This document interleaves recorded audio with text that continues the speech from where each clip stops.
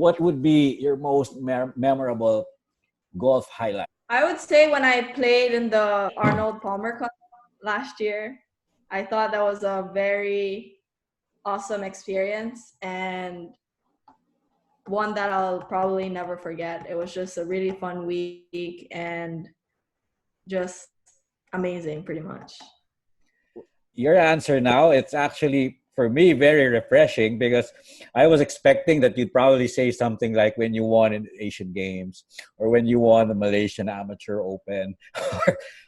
But it's very refreshing to see that your highlight, and that's why I posed the question that way.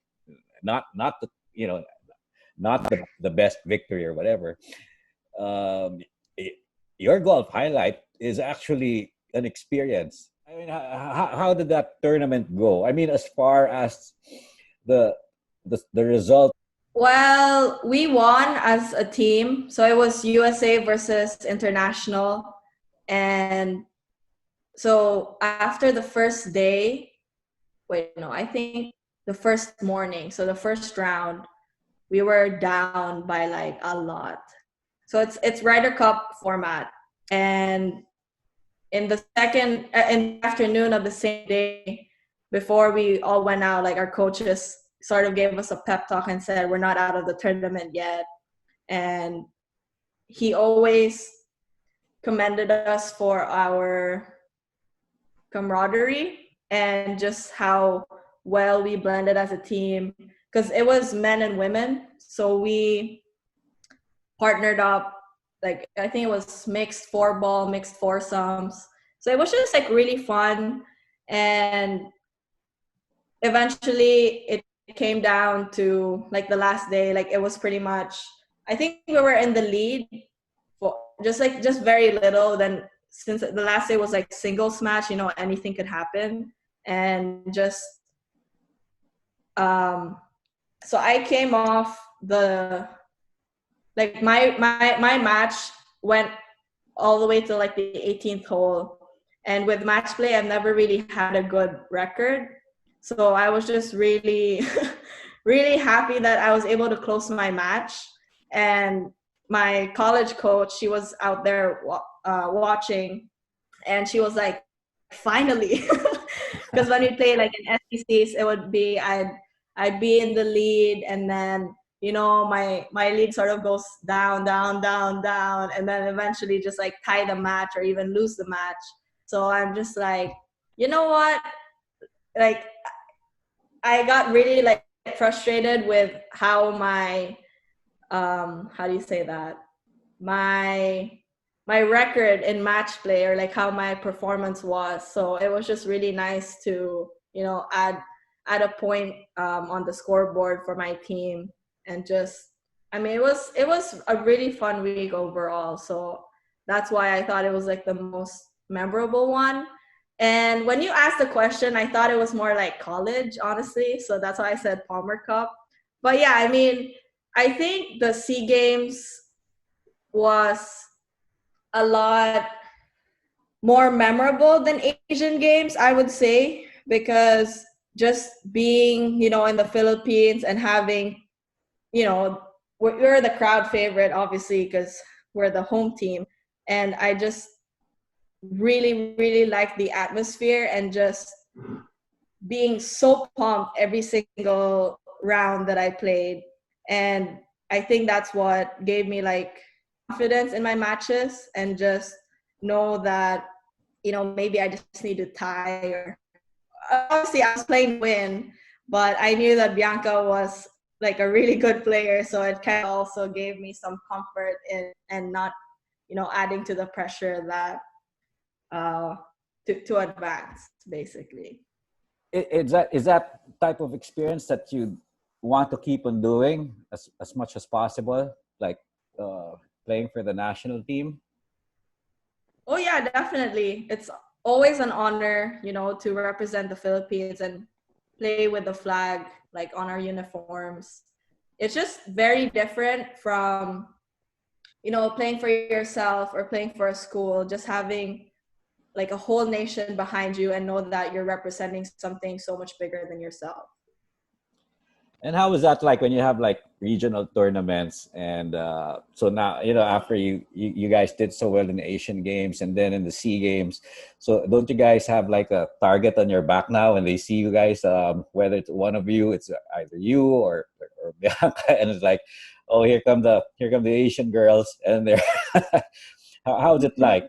Honestly, it's the same. I mean, I don't really care for any of that. It's just, I just play golf and have fun. So I don't really think about what other people like are expecting of us or me. And just, yeah, I mean, I'd say I'm still like the same person, saying hi to my friends like from other countries, other places, and just, being nice and being friendly. When you have so many other things going outside of golf, you have all these involvements. When I was going through the document that you sent me, I mean, a lot of it isn't really golf related, and you're so involved in so many things. And how are you able to do all those things? Time management, I'd say, is the number one thing. So each year we're required to do like some community service hours, and the student development group or team within the athletic department is very interactive and involved. So they give us all these, like they give a list of what things you can be involved in the community. And personally, I think it's very important to give back because the Gamecock community is like a family, and just being able to help, less fortunate people, kids with disabilities, just a little light in their day, just, being Gamecock athletes and being the source of like the positive things that they can hold on to, whether it's for a day, a week, or a month. Yeah, I just think that it's a very important aspect that every person needs to be involved in. And it's not just about your accomplishments on the golf course, but it's more using your achievements and transforming them into something that you can do for the community. No. I know it's you're still in this is your last playing year for the Gamecocks, am I correct? No, I'm actually going back for next year since NCAA gave an extra year of Oh, eligibility.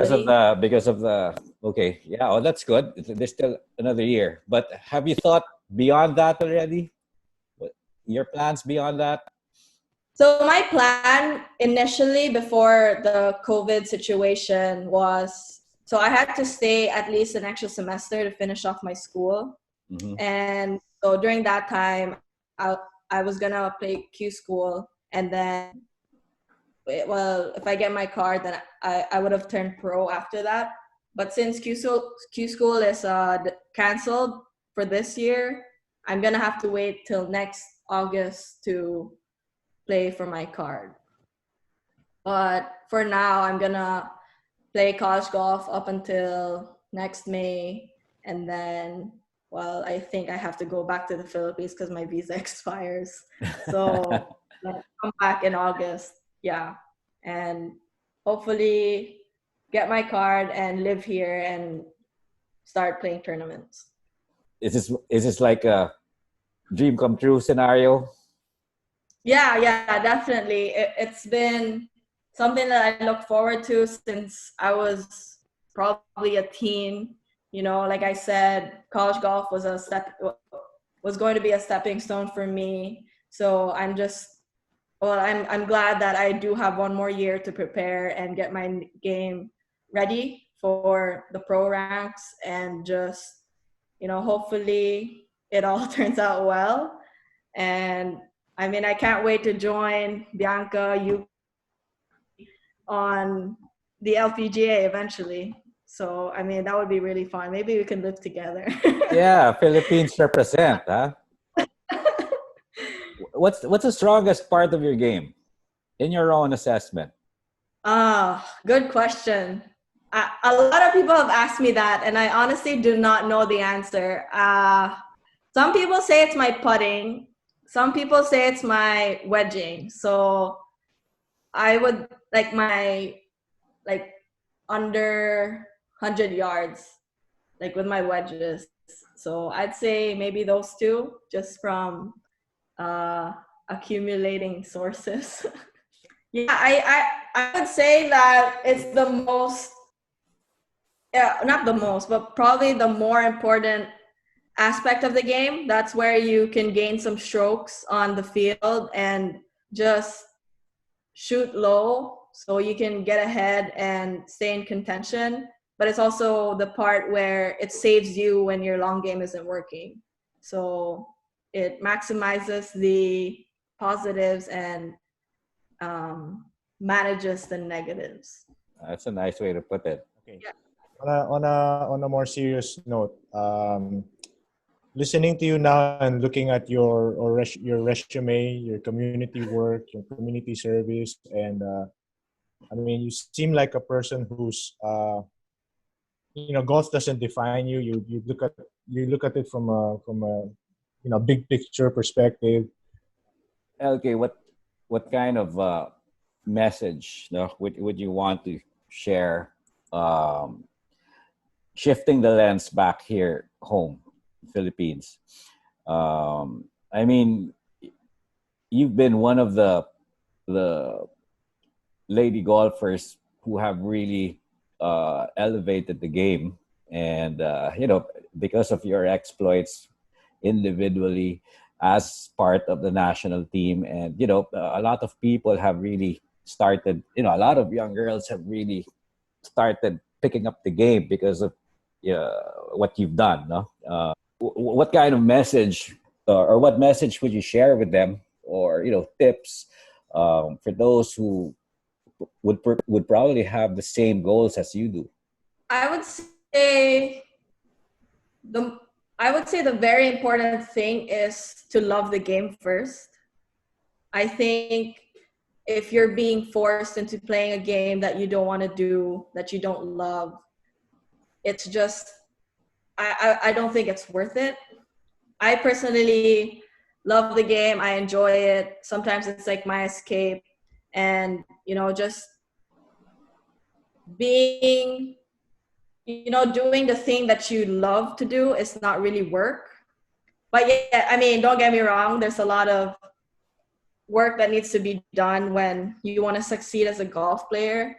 But I think love is the first thing that you need to develop for the game in order to be successful. I think the next thing is work ethic. Work ethic is something that you definitely need to have, because in order to be successful in golf, just like anything, hard work is the thing that separates you from other people, and that's what gets you to the dream that you want to have in life. And I'd say, well, academics is also important because, well, you're never going to know how golf is going to turn out. And just having a plan B, just like me, I have some reassurance that, if golf doesn't work out, I can rely on my degree and get a job and still have a good, stable life.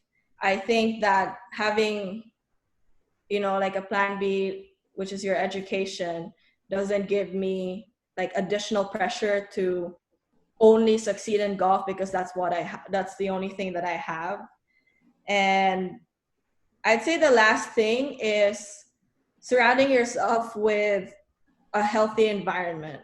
I think that's important for your mental health and your emotional health. And with golf being such a mental game, it's very important to be in a good mental state so you can just focus on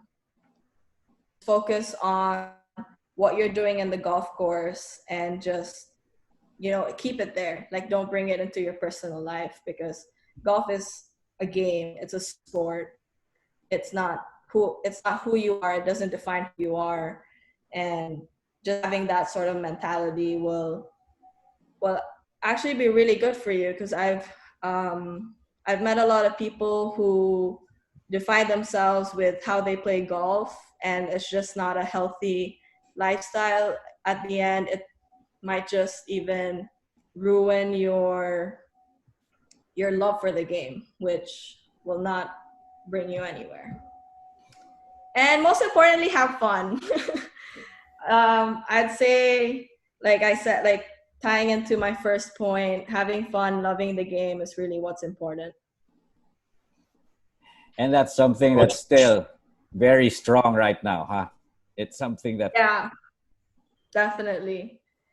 If I didn't love the game, I probably would not want to turn pro and, just like I said, rely on my degree. But I want to give my dream a shot and give it, give it my all. yeah, okay, we're solidly behind you, even if we're all the way back here in the Philippines, but we're rooting for you to go all the way, huh?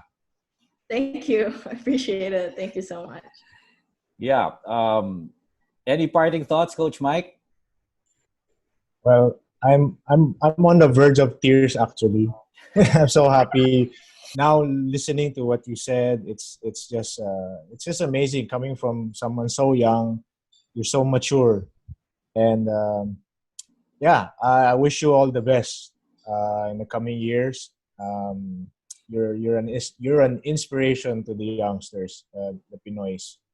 Oh, thanks so much.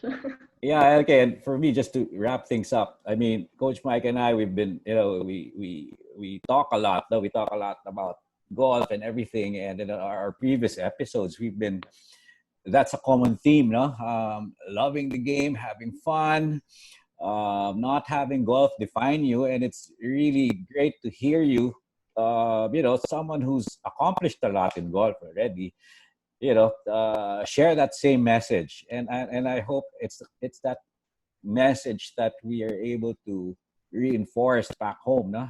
As people, a lot of kids pick up the sport. That's really, and it's an honor. It's an honor, LK, and really enjoyed having you here. And we hope that I know you're alone there. That we've kept you company.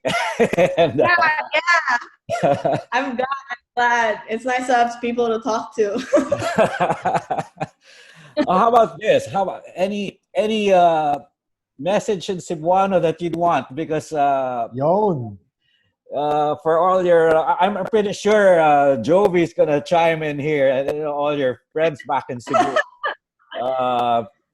If you could share, give a Cebuano message to all your kababayans. In Bisaya, I don't think I Yeah, can do that. yeah. My Okay. Bisaya is as broken as my Tagalog. Well, actually, maybe a bit better, but I can't speak like And full out. and after Bisaya, Chinese Oh God. No, but yeah, Do you know yeah. Hokkien, Coach Mike? Yeah, I speak okay. Oh, okay. Yeah. I understand. I can't really speak. Like I know like a few phrases now. When I speak to your parents, when I talk to your parents, a Okay. lot of times it's Chinese. Yeah. Yeah, maybe just a shout out to your Yeah. friends, your family back home. Shout out. Okay. Hi, Mom. Hi, Dad. Hi, Aya. Hi, Annabelle. Hi, Rico and Jen. I'm sure she's so happy that I said her name. Yeah, hi Rico. Tyler. Tyler Huh? too. No, Tyler. you Yeah. said Rico, so wanted to say hi also. Oh, you know her? Yeah. Yeah. Hi, Jove. You're the reason why I started loving the game in the first place. So thank you so much for starting the summer program. And just pretty much all my friends from CCC. You guys have kept me company every time I'm back home, and even during my junior golf years, which with my brother gone during that time, it was pretty hard for me not having a group to play with. But you guys had my back, and I really appreciate it. And let's see, who else? I think that's it. Yeah. Yeah. So again, thanks, LK. We've gotten so much of your time already, and we appreciate you taking time out to talk with us. And so that has been today's On the Green. It's probably going to be a two-part thing, just so we have all those golden nuggets out there for all the Philippine golfers who want to learn more about LK and her passion for the game and how she's balanced everything. And we're all rooting for you. So this has been Coach Lee and Coach Mike for On the Green. See you next time. Thank you so much, guys.